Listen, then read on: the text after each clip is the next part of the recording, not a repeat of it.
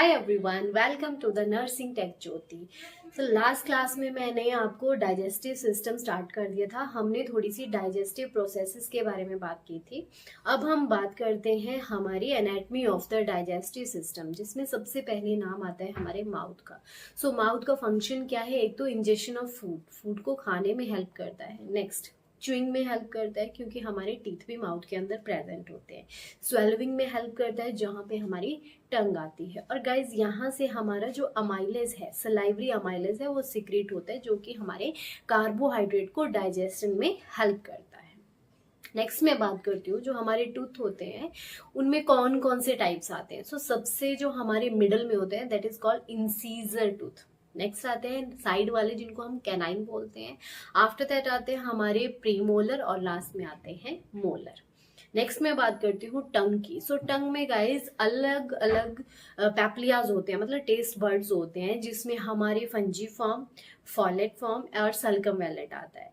मैं अब बताती हूँ आपको कि जो हमारे टेस्ट है वो कहाँ कहाँ कौन कौन सा टेस्ट हमें आता है। सबसे जो टिप ऑफ द टंग है यहाँ पे, वहां पे आता है हमारा स्वीट का टेस्ट। नेक्स्ट आता है साइड में, जो हमारी टंग की साइड है, ये वाली साइड है, उसमें आता है सॉल्टी टेस्ट। उसके बाद जस्ट जो हमारी साइड है उसके जस्ट थोड़ा सा पीछे आता है हमारा सोर टेस्ट। और सबसे लास्ट में टंग का जो सबसे लास्ट पोर्शन है वहां पे आता है हमें बिटर टेस्ट।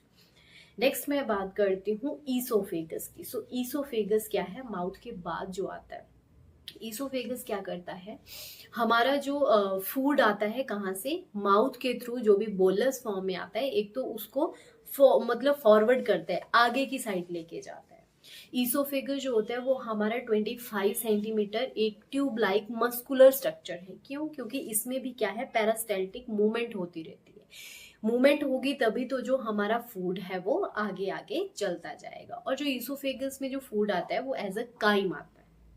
नेक्स्ट मैं बात करती हूँ, ईसोफेगस में भी अपर स्फिंक्टर होता है और लोअर स्फिंक्टर होता है। जो लोअर स्फिंक्टर होता है उसको हम कार्डियक स्फिंक्टर भी बोलते हैं, और ये जस्ट अटैच होते हैं हमारे स्टमक के साथ। तो नेक्स्ट हम स्टमक के बारे में पढ़ते हैं। स्टमक क्या है? एक डोम लाइक स्ट्रक्चर है जिसका काम क्या है, जो हमारा फूड है उसको स्टोरेज करना, उसको ब्रेक डाउन करना, और ईसोफेगस से हमारे स्टमक तक जो फूड आता है उसको हम काइम बोलते हैं। नेक्स्ट मैं स्फिंक्टर की बात कर रही थी। मेनली इसमें 2 टाइप्स के स्फिंक्टर होते हैं। First one is lower oesophageal sphincter, जिसको हम कार्डियक स्फिंक्टर भी बोलते हैं। इसका काम क्या है गाइस? ये क्या करेगा, हमारे ईसोफेगस से हमारे स्टमक में क्या करेगा, काइम को भेजेगा, फूड को भेजेगा, और एकदम से बंद हो जाएगा। बंद हो जाएगा तभी तो जो हमारा कंटेंट है, जो हमारा फूड है, वो बैकफ्लो नहीं जाएगा। और अगर ये खराब हो जाए, इसमें कोई डैमेज आ जाए, तो उसकी वजह से GERD हो सकता है। G means gastro oesophageal reflux disease. इसका मतलब ये हुआ कि जो हमारा खाना है वो क्या होगा, बाहर को आएगा, ठीक है, जिसको हम रिफ्लक्स बोलते हैं। रिफ्लक्स होगा और वो ईसोफेगस के थ्रू हमारे माउथ में भी आ सकता है। नेक्स्ट जो इसमें स्फिंक्टर आता है that is pyloric sphincter. Pyloric sphincter present होता है हमारे स्टमक और first part of the small intestine, जिसको हम ड्यूडेनम बोलते हैं, उसके जंक्शन में पायलोरिक स्फिंक्टर होता है। पायलोरिक स्फिंक्टर का भी क्या काम है? एक तो हमारा फूड है उसको बैक स्टमक में नहीं आने देता, वो सीधा कहाँ जाता है, ड्यूडेनम में, और फिर वो बंद हो जाता है। बट अगर इसमें कोई दिक्कत आ जाए, कोई खराबी हो जाए, तो इसमें क्या होगा, जो हमारा पायलोरस जो स्फिंक्टर है उसमें स्टेनोसिस हो जाएगी। इट मीन्स वो बहुत ज्यादा टाइट हो जाएगा। नेक्स्ट मैं बात करती हूँ, हमारे स्टमक में बहुत सारे सेल प्रेजेंट होते हैं। सबसे पहला जो सेल है that is parietal cell. Parietal cell क्या करता है, हमारे HCl हाइड्रोक्लोरिक एसिड को रिलीज करता है, और ये क्या करता है, हमारे ब्रेक डाउन ऑफ फूड में हेल्प करता है। एंड और मैं बताऊं आपको तो इसमें इंट्रिंसिक फैक्टर विटामिन B12 की भी एब्जॉर्प्शन करता है। नेक्स्ट आता है गाइज हमारे पराइटल सेल, सॉरी पराइटल तो हो गए, अब आते हैं हमारे चीफ सेल। चीफ सेल क्या करते हैं, पेप्सिनोजन को रिलीज करते हैं, जो कि हेल्प में आते हैं हमारे प्रोटीन की ब्रेक डाउन के लिए।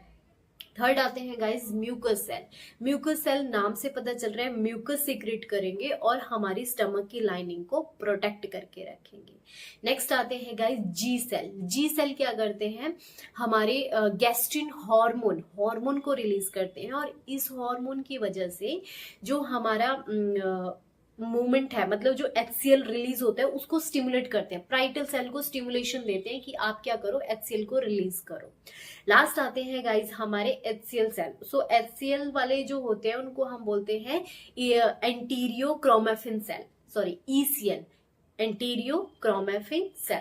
सो इनका काम क्या होता है, ये भी हमारे HCl की सिक्रीशन को स्टिमुलेट करते हैं और यहाँ से हमारा हिस्टामाइन रिलीज होते हैं। हिस्टामाइन क्या करेंगे, हमारे पाराइटल सेल को स्टिमुलेशन देंगे कि हाइड्रोक्लोरिक एसिड को रिलीज करें।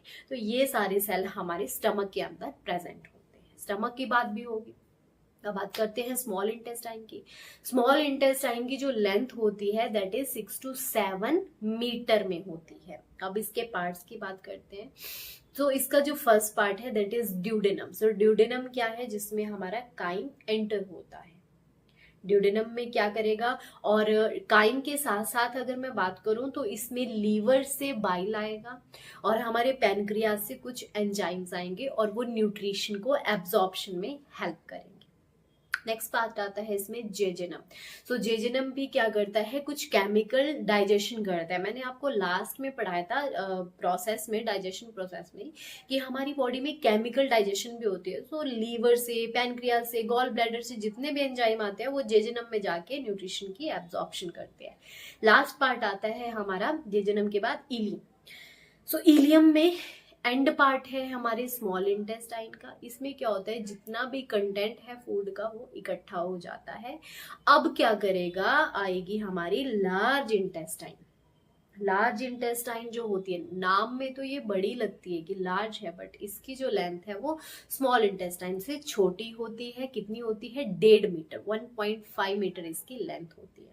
अब हम बात करते हैं इसके पार्ट्स की। सो सिक्कम, सिक्कम पार्ट आता है जो हमारे स्मॉल इंटेस्टाइन के इलियम वाले पार्ट से, मतलब ये जंक्शन है हमारे स्मॉल इंटेस्टाइन और लार्ज इंटेस्टाइन का, सिक्कम। और सिक्कम के जस्ट बिहाइंड में एक ऑर्गन होता है जिसको हम बोलते हैं अपेंडिक्स। उसका कोई ज्यादा रोल नहीं होता, बट हाँ वो इम्यून सिस्टम में हेल्प करता है।